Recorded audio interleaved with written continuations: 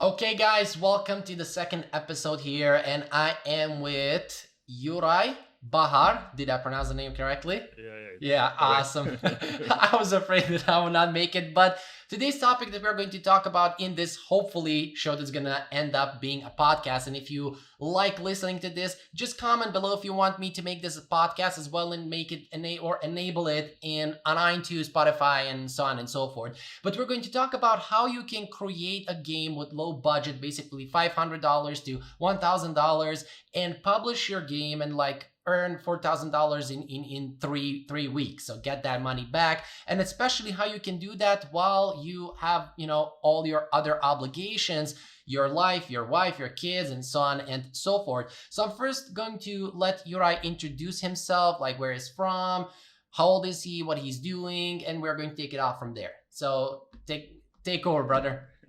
So, hello, my name is Juray Bachar. I am from Slovakia. It's a small country, and I am 44 already years old, but feeling 18 still. I say that all the time, man. Yeah, playing games, and I have a wife and two children. Awesome, awesome. Let's start from the like. I'm going to make this like a custom here on the show where I'm going to ask people when did they start with game development, how did they start with it, because a lot of people, especially my audience, they think that in order for you to be a game developer you need to finish college, you need to have that college degree in order to work in the industry or in order to learn how to create games, because society in every place is like that. Just college, my boy finished college, and so on and so forth. So tell us, how did you start with game development initially? What was that trigger that made that sparkle in you to start with game development? Okay, I will go a little bit more back Yeah. in the past, as I am 44. So I started to play games on in late 80s on Sinclair Atari, and then on the high school we start to program things and stuff. But it was really basic programming. It was also the language basic, and then some Pascal. And afterwards, there were not no such possibilities like today to have internet, to have YouTube tutorials, to have game engines. The McCormick was doing his first game engine and first game for the Wolfenstein, but I was also in this time, at student times, I was interested to doing some games, but I wouldn't say there were no possibilities, but very little possibilities. Yeah, well, And especially I can assume in that time it's no YouTube time, it's no internet time. It was YouTube doesn't exist. Internet started to exist several it, days.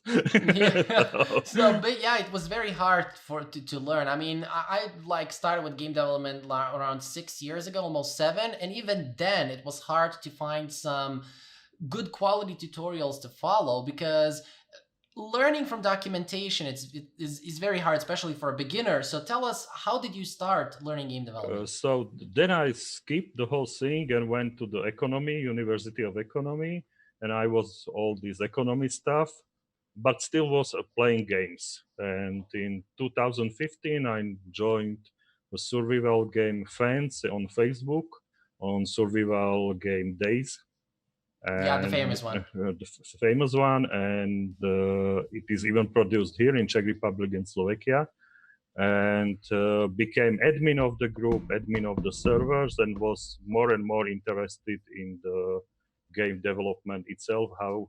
Because the developers of the game were sharing some information. Also, the game development had a lot of issues, so we were wondering why. So I got curious and was looking more and more deeply in this topic, and I hope to start to mod the Daisy in some time. So But your goal was basically to create modes for the Days to game, right? create the modes for our servers that could be played, and to bring a little bit another view on survival. But as the time went and the modding was still not available for the Daisy, I tried to do some modding on Arma, which is a predecessor to the Daisy. And afterwards, I somehow decided I should not wait till day is moddable, and started and decided to create my own game. It was not only because of the possibility to mod, there was also other issues because of the I wasn't sure if the ideas I had I can even make if the engine will allow me to create these ideas in game. And also there were some licensing and publishing and financial issues that were connected to modding, and the risk was too high, so I decided maybe I should try to do it as a standalone game.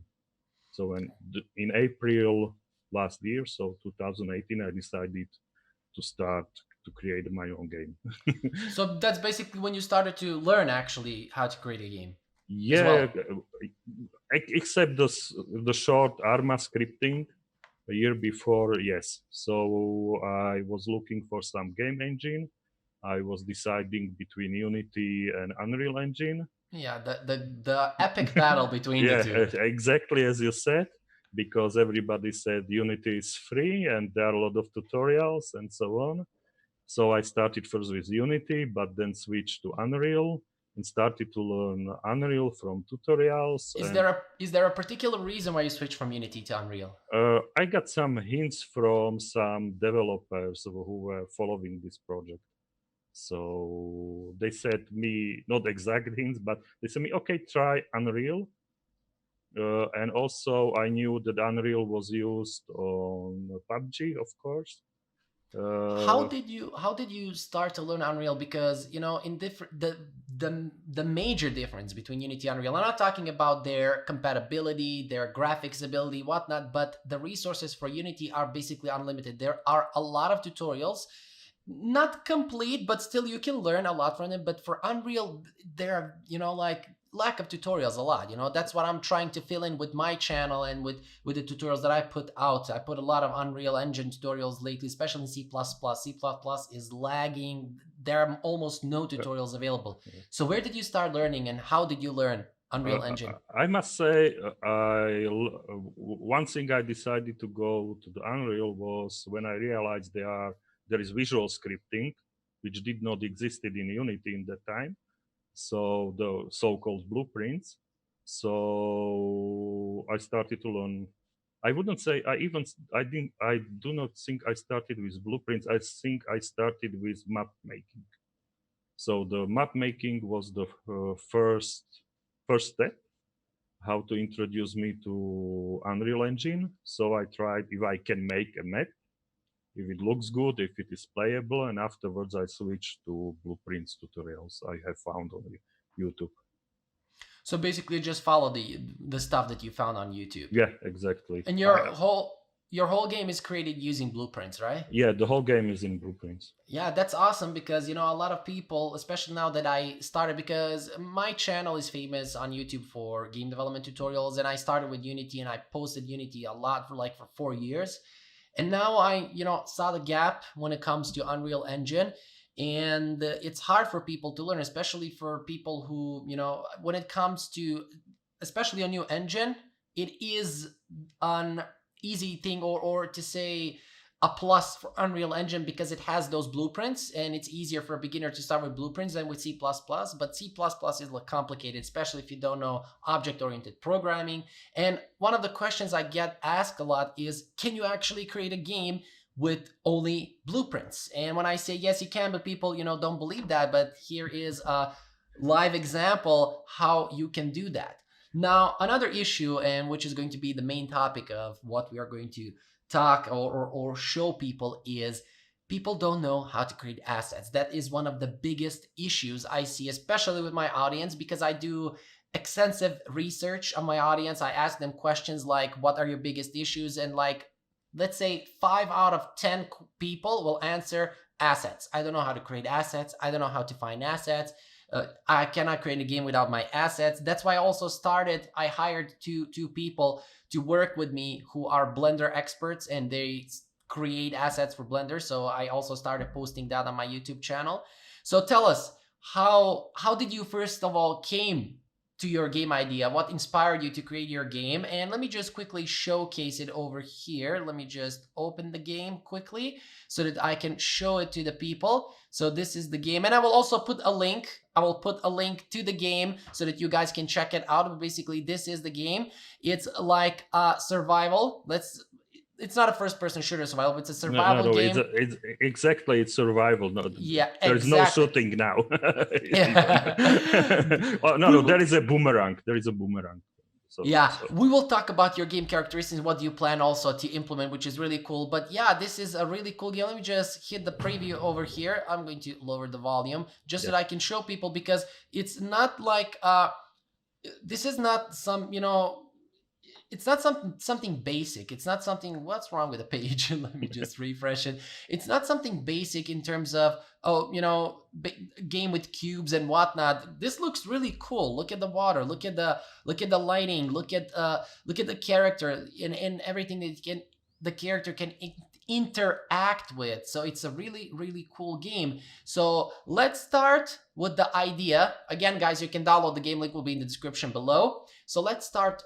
How did you get the idea to create this game? I am a big fan of survival, but not the survival meant as it is now meant in games, that it is shooting. I'm a fan of the survival situations, and I follow a lot of books and also a lot of TV shows on TV Discovery, on TV History. There are a lot of survival shows like Bear Grylls, eh? Yeah, Naked and Afraid, Dual Survival, and I will say 90% of ideas come from this. Yeah, that's really cool, because people also, a lot of them ask me, and I have created a complete series, like training series on my channel, how to generate a game idea. People don't know that. People have issues with that. And as you said, like, you watched some TV shows and you got ideas to create a game, which is cool. Yeah, because when I had experience in games like in Daisy, H1Z1, when it was survival game, or Ark or Rust, it's more PvP game. It's not survival experience you can see in those. I wouldn't call documentaries, but shows, survival shows. So I seen a lot of survival situations in these documentaries, and they couldn't be played such a way in current games. So I decided to make something completely different. For example, one of the new things which is in my game is ocean tide. So the level of the ocean is rising and lowering according to the day of the hour. Yeah, that's a really cool effect. If you maybe open the second video on the Steam. Let's go. I'm going to show you. I hope it's there. Yeah. This shows the special features, so you can see that now it's speeded up, and you can talk. You will be seeing that those ocean tides are rising, and it will be lowering down. So this is I never seen these mechanics in any game. I would say I seen waves, but not this. And this has a great impact on the gameplay because it takes loot, it makes things wet, but it allows you, for instance, to access the bottom of the sea dry without getting wet, to search for loot and stuff. So you can see there are sea currents that bring loot, like drifted wood you can pick up. And also you can see when that the character uses both hands. This is also a new thing. I haven't seen much. I've seen some games trying to make it, but in this game the character uses both hands completely. So it's not just holding a torch or a shield, but each hand is independent and is fully working.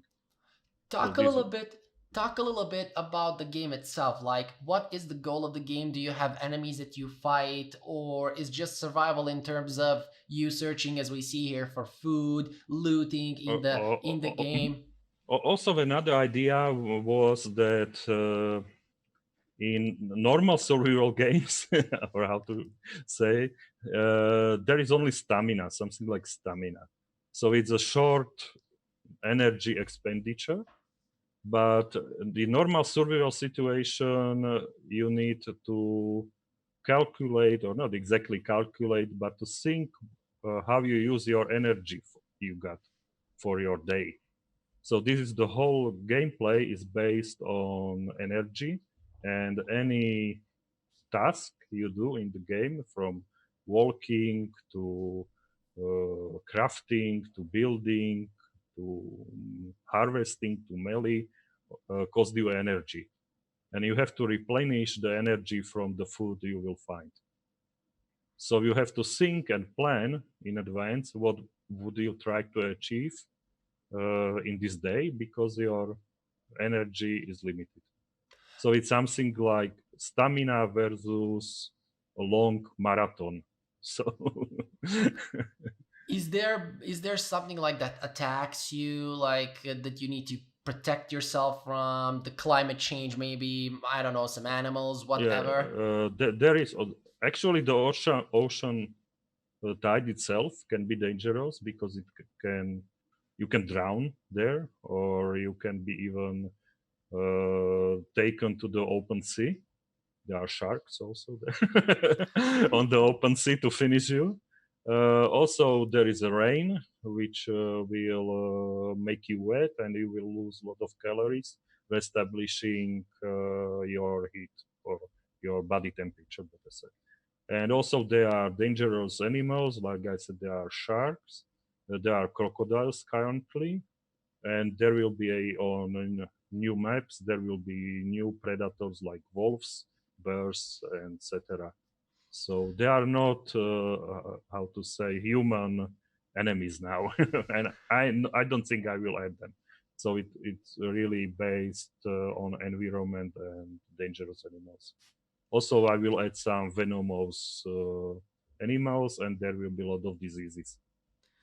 Yeah, cool, cool. How did you sync all that in your game? Which is one of the things that a lot of people have issues with, like, how to make one thing work with another and not break things apart when they Yeah, create a game. it's a complicated, and especially this ocean tide. Now Did I you now I did you did you like plan it? Did you like write it down, or did you just start working on it and then you figured it out on the way? something in between, because a lot of people said you have to write everything down and then follow it. I said no, this is not how I work. But also I did not start it to work and didn't think about it. So I identified the things I want to have in game, set some goals or milestones, what shall be done, and then made small steps toward those milestones.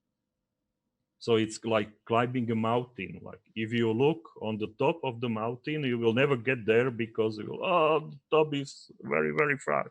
But if you look below your feet and go one step, second step, third step, and so on, then you will finally get to the top. That's an awesome advice, man. I created a video, like, I don't know, last week or week before, I don't know, talking about that exact same issue, because a lot of people start their game but they never quit. And there are probably 99.99% of indie developers out there who did that. And that is precisely what is the reason, because they look at their game as a whole. They look at the game, as you said, as a big mountain, and when they look at it, they get scared, like, oh, am I gonna get to the top? But if they look, as you said, one step, then another step. So if you create your main menu, then if you create your character, if you make him move, if one step at a time, and you have your complete game, which is exactly what you did. Now, Also, there is one more issue from the logistic view, that if you are aware of the, I don't know if it's English, it's called also logistic curve, then the beginning is very quick, very rapid. When you learn a lot of things, you make a lot of things, but then comes a very flat time when you see not exactly not no progress, but the progress is very small. And if you are aware of this situation, then you have no problem with it. yeah, that happens in everything. That happens, like, not only in creating games, that happens in real Yeah. life, in business, in whatever.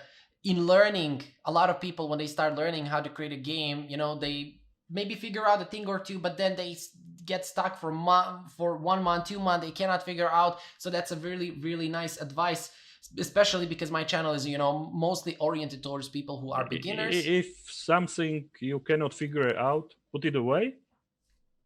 Come to it maybe in 3-4 months.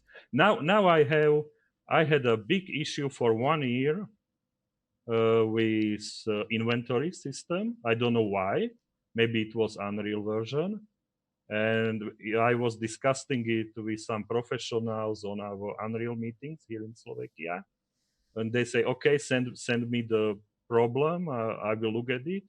I came home. It was about 2 days ago, and I tried to done it, and it was working suddenly.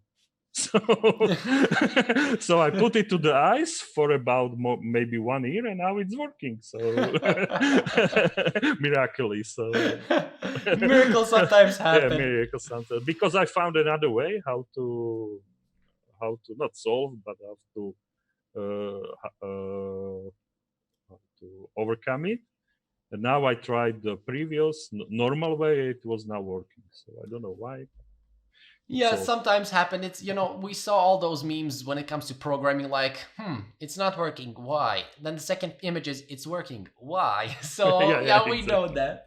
Now, that is the idea of your game and how the development process took place. But the biggest issue, as a lot of people have, and that is the assets itself. So, where did you find your assets? Did you create them? Did you purchase them? How many of them did you create? How many of them did you purchase? Tell us about the assets and how did you find the assets, because I assume that you planned the game before you got the assets. So how did you manage to find the assets that you want for your game? I would say maybe more than 80% of assets are from the I use are from the asset store. So And purchased. purchased, or now there are also some free Epic gives some assets for free, but I don't think I have used most of the free assets. So okay, they are purchased from the marketplace, especially the assets for the objects and animations. So when you say the objects, you mean like the things that you can interact in your game, like Yeah, woods and. yeah, like foliage, rocks. I don't know now, some weapons maybe. So Or stuff. basically, you laid out the idea for your game, and then you like went on the loot in the asset store to. And not exactly. I mean, as I said, I set some milestones. So each milestones needed some assets. So it So wasn't. basically, on the go. So you did it Yeah, on the go. exactly, on the go. And also the good thing is there are a lot of sales on Epic stores. So if you have those milestones planned for 1 year, but you can be flexible, you can switch. You don't doesn't mean you have to do it in September if it is planned for September. So you can keep track of the asset on asset store and look for the sales. And okay, now I see there is a box asset on sale, maybe 70%. Okay, now I purchase it. So this is a perfect way to save money. How much money did you spend on the assets? It's hard to say. I would say somewhere on assets alone about 500 euros. But That's around then, se- that's around $600 for yeah, people yeah, in the USA.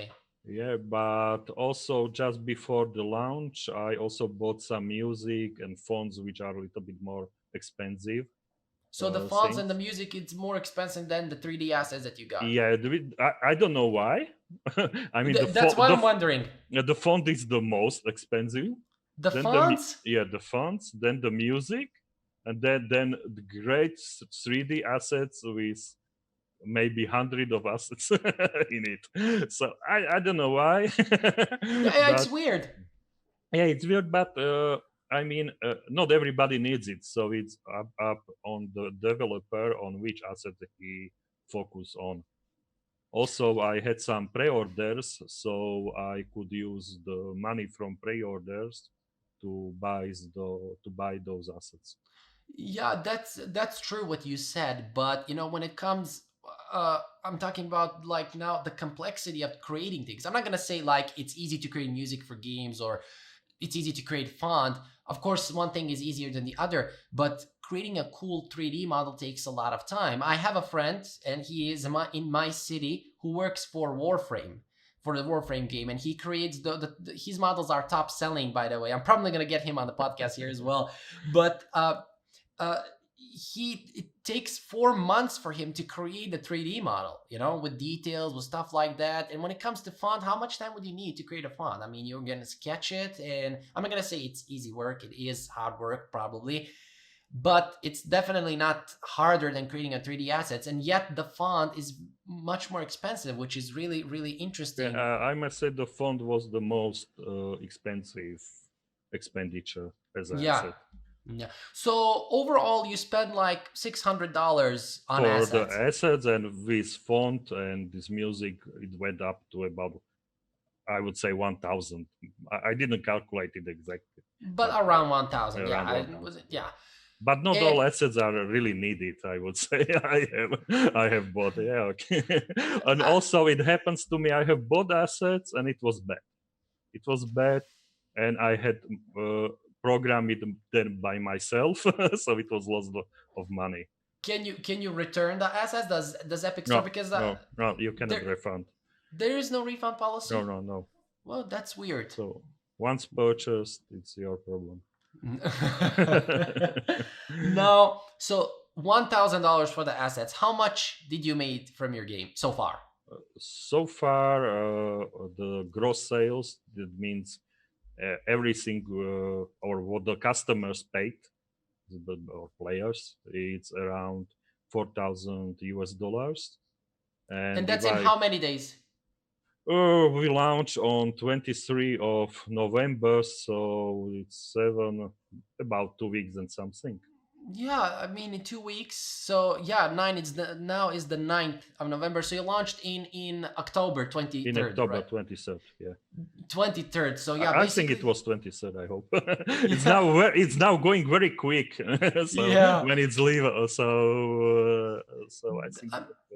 That's cool, man. Like you spend like $1,000 for the assets, and in your first 2 weeks, you made 4,000. Of course, that's not your whole revenue that you take. There is the cut from Yeah, the Steam store. There are probably some other expenses that we will talk about, but this goes to show people that yes, you don't have to spend like tens of thousands of dollars to create a game that you can sell and actually earn money from. And especially, it's only 2 weeks. I can just imagine, in let's say in 1 year from today, if you get 2,000 more sales, not more than that, 2,000 more sales, probably gonna earn a lot of money for 1 year. That I'm assuming in Slovakia, what is the average salary over there? the average salary would be about 700, maybe, Dollars? or maybe like if dollars, yes, then I would say about 700. Yeah, Yeah, 700. but it's hard to say because for my job position is little bit higher,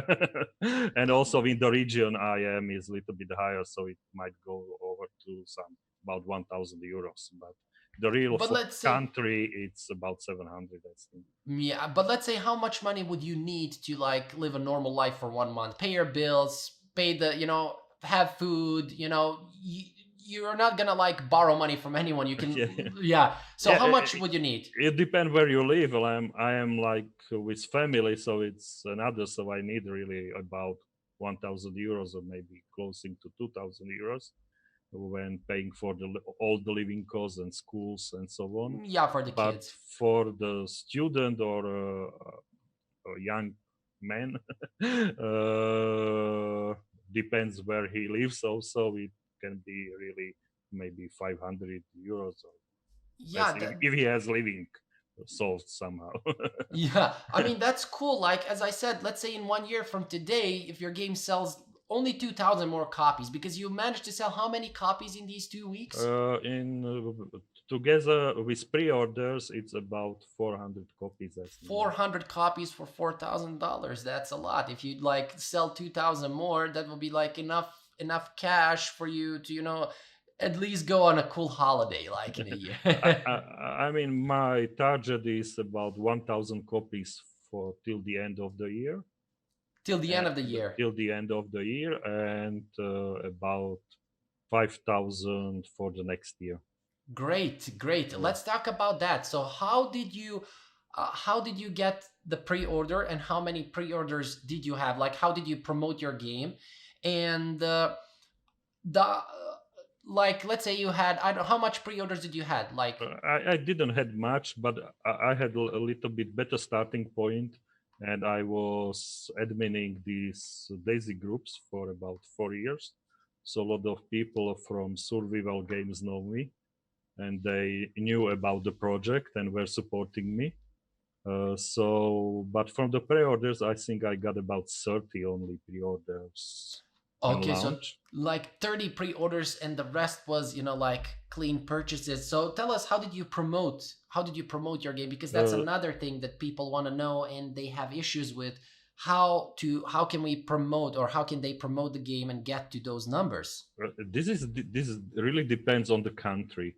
In our country or our region, Facebook is very strong. So I did promote the game on Facebook. Uh, So I we can say it depends on which people you're targeting, like, so and which but platform you also use. countries, because there are some countries where Facebook is not as now as important as. But in our country, for example, Twitter doesn't work at all. Doesn't, I would say, not even exist. So I was promoting my game on mostly daily basis on my Facebook profile. So I was every day I was posting, or maybe 3 days sometimes, but I was posting what's new, what I'm working on. On the beginning, a lot of people were laughing. On your Yeah, what a stupid dog tries to make a game for. was that on your Facebook profile, or you created a Facebook page for your game? I made first on my profile because I had a lot of friends. I had about 600 friends from the survival groups on my profile, and then of course I made a page and also made a Facebook group for the game, and also I was giving some information in our other groups about games in Czech Republic and Slovakia. So So basically, you promoted your game on Facebook, mostly thanks to the group that you was admin in, the Days group that you not made. exactly, because they were a little bit then pissed off that I want to make something like competition today. But so so was I that was not exactly allowed to promote my but project on that was that group. was that group like official No, group no, for it was this? unofficial group. That's why I was like, trying to figure out, why did they get mad? It's an unofficial Yeah, group. It's not your game. I People mean, are weird. yeah, people are read. I was there for since 2014 till 2017, or doing a lot of job there for the players. And then they said, okay, it's the funny thing was, you cannot criticize Days because you are not a developer, and if you want to criticize Days, then okay, show what you can do. Then I started to show what I can do, and they said, okay, you cannot post about your project here because it's not Days. People are weird, man. Yeah, yeah. So But tons of people from that group knew about it, so they came to my group afterwards. and like, where you got your majority shares? Like, did you get it from directly your profile or from your group? Uh, I cannot distinguish much between the group and profile. I mean, they are really connected, so I cannot say. The sales were a little bit strange. I wouldn't say it's strange. I would say maybe interesting, especially for your publicum, because the top country was Czech Republic, which is it's not my homeland, but it's considered once it was one state with us several years or decades ago. And I was a lot of posting in the Czech game groups about the game. But the second best was the Germany, and I was no targeting the German players by some Facebook group or else, but the some YouTube channel with quite big viewers somehow found it. I don't know how, and they asked if they can make a preview. They made a preview, and it became really popular in Germany. Also, it was very important. I made the German localizations of text before launching to early access, and the game is now from the sales. The Germany is now the second best country for my sales. Afterwards comes Slovakia, which is my homeland, and the first is US and Japan. And also Japan, because also some YouTube creator found the game, was really interested in it. So I sent him the preview, and I think the sales came from his channel. So basically, these YouTubers they contacted you. Yeah, the Yeah. Japan and the German contacted me. Not I was not contacting them. So there is one thing to take away from this, and that is, if your game is good, if your game is decent, let's say it's not at the A level, it's not at A level, but it's decent, it's fun to play. When people see it, they will want to download, they will want to contact you, as in your case, because if your game Yeah. was not good, they were for sure will not contact you. I would say it's decent. Yeah, As but is. I'm saying, because a lot of people just come, and on my channel, I don't know if you looked, like I have a lot of cool tutorials, like I have a 3D beat 'em up game, and it's a really cool graphics. I did it with one guy. I mean, I took his assets. I asked him for permission. He sells those assets on Unity Assets, so I asked him for permission, and it's a really cool game. That the 3D models are amazing. I also made a 3D first-person shooter survival game as well, and people just come. I don't know why, but they just come, they create a game from the tutorial, they want to publish it online. And man, that's just a tutorial. I did not like polish it. I did not like do a lot of things. I don't know, maybe they want to brag. Maybe they have some girlfriend that they want to impress, whatever. But to those people who want to actually succeed, who want to feel or sense how it feels to actually create a cool game, just create something decent, something that looks nice, something that you would play. And you see, there you go. People just contact you and promote your game.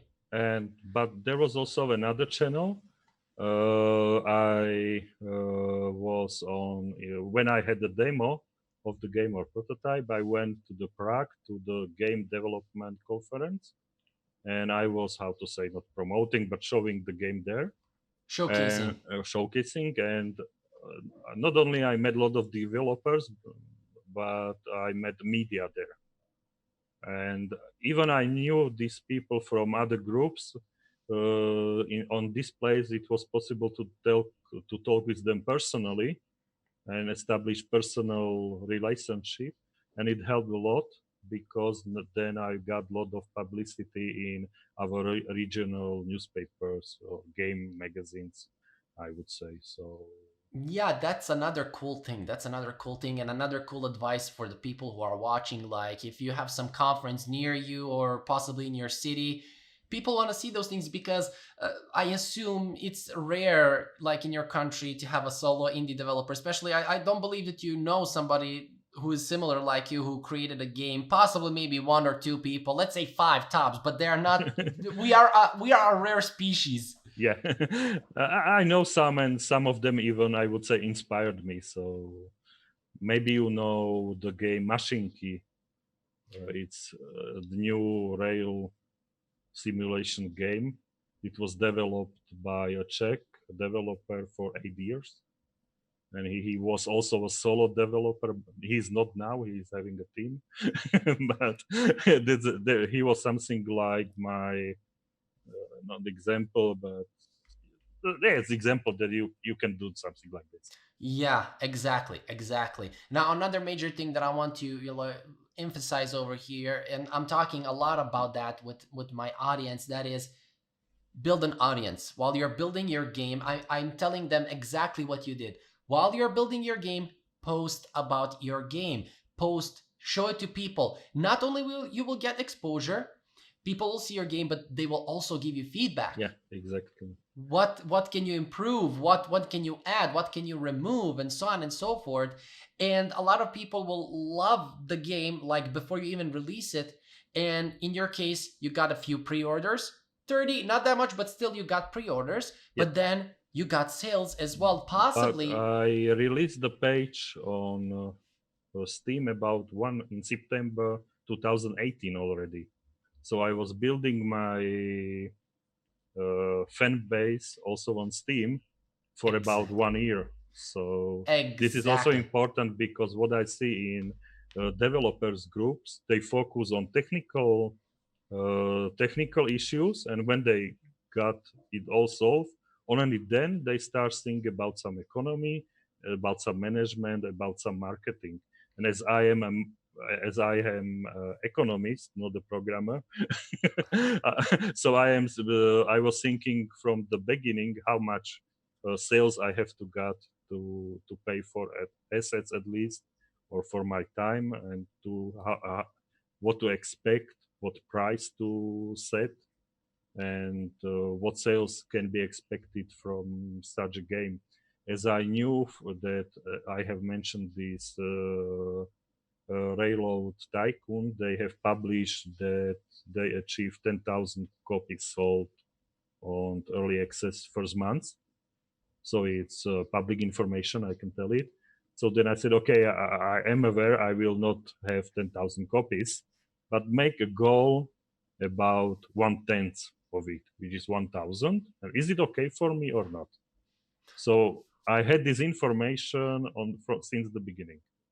Yeah, exactly. That's one of the things that I wanted to talk about. You said a little bit of it, but we will come back to it. How did you price your game? But the point here is exactly what I'm telling the people, and you confirmed it right now. A lot of indie developers, they just focus on their game. They focus to make it perfect. They polish it, but then they publish it. The game is good, but people don't know about it. You didn't market your game. You didn't build up your fan base, which is really important.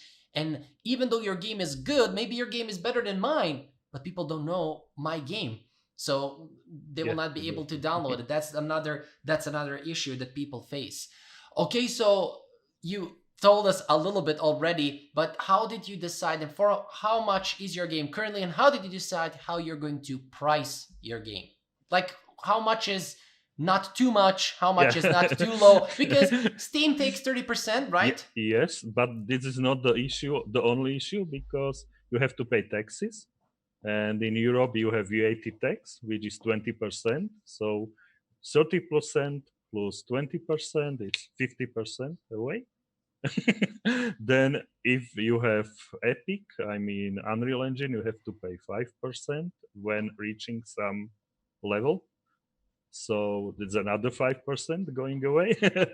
So it's 45% for you from what you have earned from the players. So it's not easy. Of course.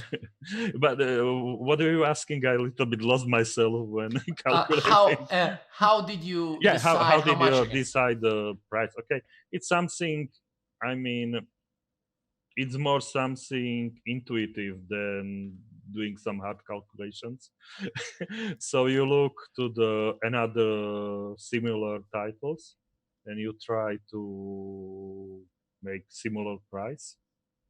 So if you knew, I mean, Daisy was selling for the 24, and then went to over 30 now, I think it's. I didn't follow it. And you knew the Rust starting, I think, on 9 even, or something like that. Euros, I'm in euros. And so you knew you won't go under the 10 or 9 euros or dollars, because that's the price for the mobile game. I mean, when you go for the 5 or something like that. And for the no name developer, asking something, I think even the 14 I am asking is a little bit higher than expected. But also it gives some signal that I am willing to finish the game. So that's why I am asking 14 and not only some 7 euros because I want. It's like saying, don't dress for the job you have, but dress for the job you want. So this is similar. So by showing, or better say, asking people for a little bit higher price, you also sending a signal that you are really working on something special. Yeah, You exactly. cannot go like to 20 euros or 60 euros like AIA titles, but I think when you are somewhere between 10 and 17 maybe euros, you are okay, or dollars. It's not now. It's not a big difference between euro and dollar. Yeah, exactly. That there's a lot of psychology that goes into this, because I see a lot of people on Steam price their game like at $5 because a lot of people will come on Steam and they will click on that on five and under and search for those games. Like, okay, I don't know, I bought some shoes online, I bought whatever, I have $5 left. What I'm gonna do with it? Let's go on Steam if I have some game, but still that's a different mentality when it comes to a customer, because you want a more quality customer, because a person who is ready to spend $14 $15 on your game later on in your game, if you decide to have some add-ons that are purchasable, DLCs that cost, I don't know, 10 or $5, the person who spent $14 on your game will definitely pay 10 more if he likes the game to Yeah, get more extra content. People also should think like that. Like, think long term. Like, it's not like you're gonna publish your game now and never yeah. do anything with it. Also, there is but one more issue. I was told it by my friends by surprise. I have started below the 10 euros because this is a very good hint. Because the pay safe card, which is heavily used in our region for paying for games, you have to charge it or to buy it on some pumps on tank stations, and you usually pay. It usually costs 10 euros. So if you go like 11 euros for game, then they have to buy for 20 euros, and if they buy the game, they have a 9 euros left over on the card, which they cannot usually use. So you also have considered such things. So Yeah, that's a really good hint, because depending on the market that you're targeting, yeah, so that's a really really good thing, because a lot of people don't think about that. Even I didn't think about that. Like, depending on which target, which countries would buy, that's a really really good hint. Now, tell me, like, currently your game, how approximately for how many hours can you finish it, or if you can even finish it for, like, if you can forever survive, and what do you plan to add to your game in the future, and also how do you plan, but we are going to break this one by one, also how do you plan to market your game further on to get to 1000 sales, because currently, as you said, you're at 400. How do you plan to get those 600 yeah. extra? You mean finishing the game from the developer point of view or the player point of view? The player. The player. Okay. Currently it's more open world, but the map or the idea is done so that now I want to keep the players on the first part of the map and to get data if they are satisfied, if they have enough loot, enough to do. And there is something like similar to final boss, and this is the swamp area, which is now currently closed. And I will see, as soon I have enough data or feedback, I will open it. And uh, the point of game is to acquire enough resources to went through this final area, which is very hostile. No, it's only swamp, it's a lot of water, there are crocodiles, there are mosquitoes, malaria, no food resources. So this is the idea that there is no boss like a person you have to beat, but there is a very hard area you have to conquer. And this is also based on real survival, because if you look on some parts of the world, especially this is placed in Pacific area, you have a nice, very nice beach. You have their palms, you have their bananas, coconuts. But if you want to go to the inland, you have to usually cross the swamp or cross how it's called in English. It's also swamp, but special type of swamp. Mangrove, The first time mangrove, I hear that word. mangrove. It's special swamp, but doesn't matter. Mhm. So if you want survivals, you will be aware of it. And then I plan. So and the player will finish when he will get through the swamp. There will be something like checkpoint. There is already a checkpoint prepared, and from that checkpoint he will go to another map. So he will continue, and the map will be done similar way. It will be more harder map, not with not so much resources, with lower temperatures. You have to hunt and not just to scavenge. And also this will be separate. Will have a final boss area you have to conquer, and then you will have the third map which will be really hard. It will be ice, it will be snow, it will be mountains, will be a lot of birds there. So I want to. What I had a problem with a lot of survivals games is when you spawn, you have about, if you are experienced player, you have about 2 or maybe 5 minutes, and you have everything you need for survival. You have tool, you have food, you have clothes, and after these 5 minutes, it's not more survival, it's something like PvP. So I wanted to change the experience so it's light or easy on the beginning, and it's like in old game, it's getting harder. There's some boss harder, like some boss and harder. So to some, and the rescue point, I hope to add some story to it also in future. Great, awesome. That really sounds cool, man. Now, before we proceed to the other two questions, you like reminded me something I forgot. So that is the point from the player's point, how much he would need take time to finish and what's in the game. How much time did it took you as a developer to finish that game? Uh, uh, I didn't test it this way, but when I tested how much time it takes to test everything in game, I mean every mechanics, what you can do in game, it took about 5 hours. To Now test currently everything. to test everything. I mean, if you want to not test but to play that you went through everything. I And mean, and how long did you create, like for how long did you create the game? Did you I'm assuming because you have a daily job, you have your family, you didn't work on the game every day like building it. actually, I am working on it full time. Oh, I you're do not working. have I do not have daily job. So So like it's a little bit different. but did you like leave your job to create to Uh, start the game?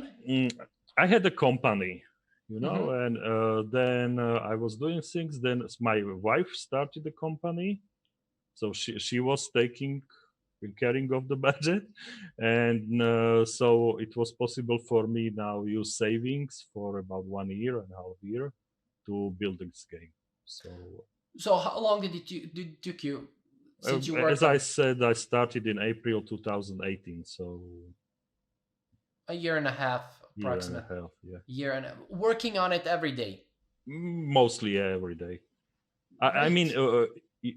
I would say also people expect working on the game. It's not like I was programming 10 hours a day. It's nonsense. I mean, maybe I would say maybe even 50 or 60% of time I was thinking about the game, not actual programming, but thinking how it should work, how it should be done, that it doesn't make problems in future development, because it's easy to find easy or quick solution, but not the best solution. And then to program it, it was quite quick when you knew what you want. Exactly. That's a really, really great advice. That's a really great advice because a lot of people think just dive in, start coding, start blueprinting, start just putting things in the game without considering how everything will work. So thank you. For example, this Ocean Tide, now I understood why it is not in no other game. Because you have to think a lot of things. I mean, it's moving, so you have to think how it affect player if it hits the player. Then how it, maybe you make a fireplace on a beach. Yeah? So you have to think, okay, the water is moving on the fireplace, it will look stupid if it is still burning. Then you have wood in maybe stored on the beach, and you have to think, okay, so why it looks stupid? The wood is not floating and floating away when it is water. So there are a ton of consequences to think for just with this ocean tide. This affects animals, this affects player, it affects all the loot. Loot is getting wet. If your example wood is wet, you cannot start the fire because it's wet, and so on and on and on. So it's really Yeah, long a lot things to of say. exactly. Thanks. I mean, this is a really cool advice for people out there who want to create a game. I mean, as you say, just those small things, just the water rising and going down comes with a lot of consequences. Like as you said, fire will, it will go away, it will turn off if the water touches it. If your wood is wet, it cannot start fire. I mean, people don't consider these things as I already mentioned. Because you can see, okay, in some games it's okay. I mean, if you go to Sea of Thieves, you jump with the fire in in water, no problem. Yeah? But also, I think in Daisy, I'm not sure if they fixed it, but in some part of development, you could not place the fireplace in the sea. But if you throw a torch, a burning torch into water, we have tested it. It was burning still, so so in my game, when the any water touch any flame, it will extinguish. So it's done this way. Now, moving on to your goal, as you said, you want to reach 1,000 copies sold by the end of the year. Basically, that's like 50 days, around 50 days. How do you plan to market your game? Because that's 600 more sales. Yeah, That's around 12 sales a it's not day. easy. So It's tell us about your plan. What do you plan to do? How do you plan to market your game? I mean, when I will first say, you have to think when to release the game. I mean, for the indie, it's usually summer or maybe some February, March as good dates. But I needed to market it now in autumn, so I decided to go before the Halloween sales. So so a lot of people do wait for the sales and see then what is discounted, and are more willing to buy during sales. But the competition is much more higher in that time. So it's pro and it's contra. So I hope there are two more sales, and it is a good period coming of the Christmas where people usually spend money. Also, the winter time, people are not so much out in going to the nature or pub or somewhere else. So they are really the dark is very long during the day. They are sitting at computers, so it's very good. For my point of view, it's very good time. Also, I'm still working with media. I will have article published in our regional gamer magazine in November. So when I'm working with groups, and I hope to work with some streamers or YouTube creators as well. As well, I am now working with you. Do you the streamers, like the gamers who play your game, do they like require you to pay them something, give them cut of the sales or something like that, or they do it uh, for free? there are, I would say, no streamer asked me money for playing the game. I will first say this, but a lot of streamers I was thinking will play the game, and I know them even personally, did not play the game yet. So I was a little bit not happy about it. so, so it is really hard to, I won't say it's to persuade, but to somehow get a streamer or to play your game. But what I have seen a lot of advices that you should slowly climb the ladder. So you start with the small streamers, go up, up. And the more the popular are, the more streamers are. Think, okay, why I might test it as well. Maybe my viewers will like it. So this is the way. But also, what I have said from the Germany and from the Japan, I had a very big streamers, or not streamers, but it's the same streamer YouTuber with a lot of viewers. So it's not exactly really depends also of the attitude of the streamer if he wants to play it or not. So I was really negatively surprised by streamers I usually watch and follow, but I was then very positively surprised from these other unknown streamers who came to me and asked if they can stream the game. That, I mean, very, very generous and very kind of them, because yeah, as you said, a lot of people would come in, like, give me money and stuff like that. Even when I came to this idea, it was like I just started like, let's try this out, see if somebody would love it. And I posted in a couple of groups, and one of the guys over there was like, in the comment, he wrote like, in exchange for what? I'm like, dude, I'm not asking for your money. I just, your interview is what you will give me. That's how you will pay me, just your interview. Because I don't see people out there, even though the community, the game development community is large, it's getting large every day. Nobody out there is doing this kind of thing, like bringing real people, a real person who developed a game, who has a normal life like I do, like all other people. Because most people think, oh, the game developers are just, inside the basement, they don't have a life, they only eat and they don't, so bring a real person who act like you. So you use blueprints, you didn't actually use code. So this is telling people, okay, you can create a game with no code and still earn money.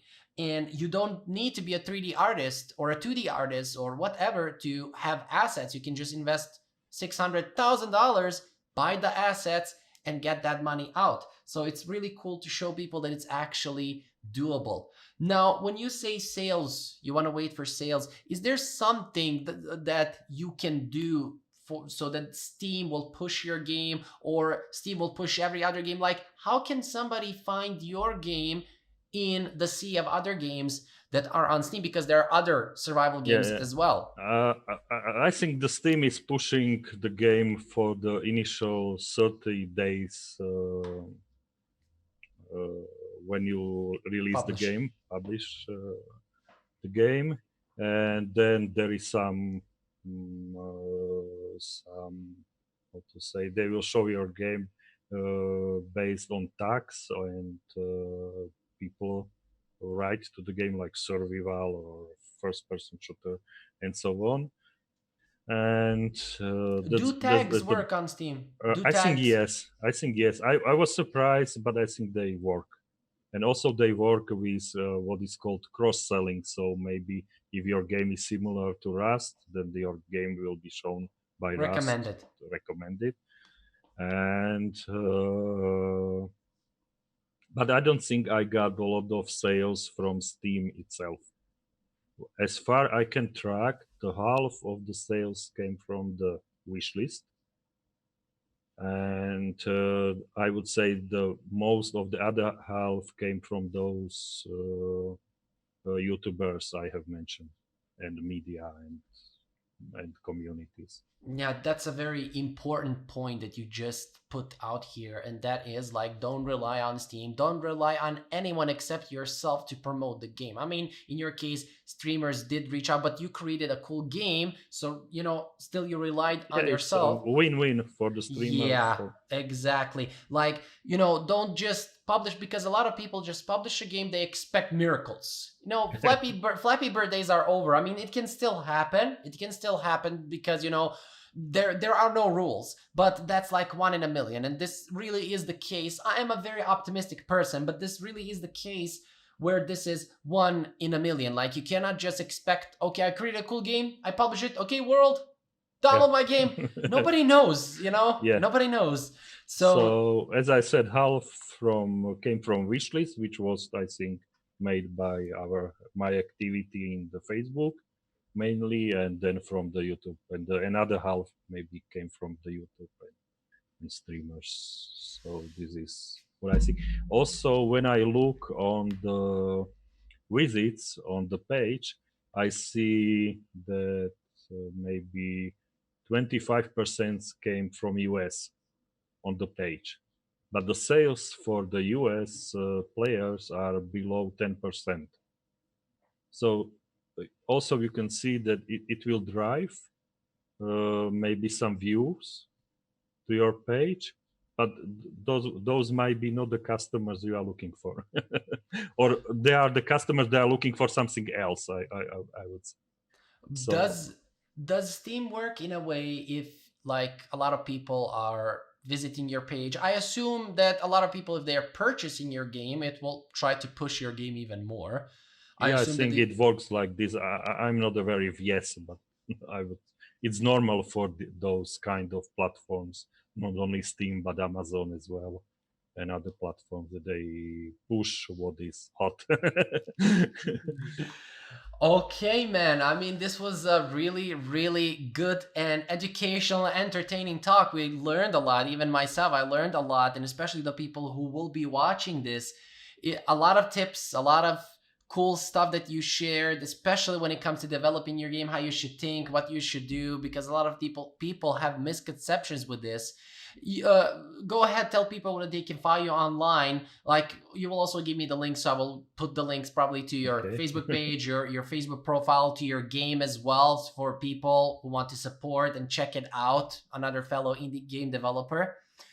But yeah, thank you for being a guest here, and I'm hoping to have you again when like you reach those 1,000 sales. Tell us to Thanks, tell man. us how you did it, because it's really educational, and a lot of people can benefit from it.